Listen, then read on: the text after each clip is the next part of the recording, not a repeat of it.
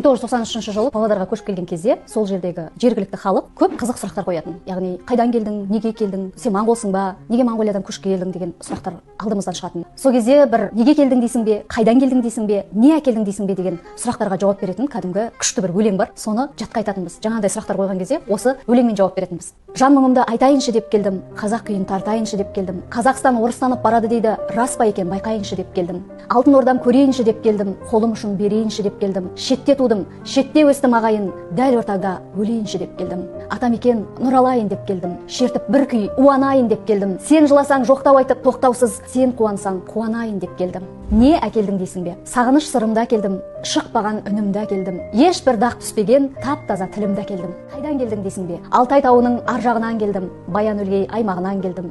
Әлі өңі бұзылмаған қазақтың қаймағынан келдім. Таулы алқаптан келдім, әрине алшақтап келдім. Қазақи сағынышымды тарқатқалы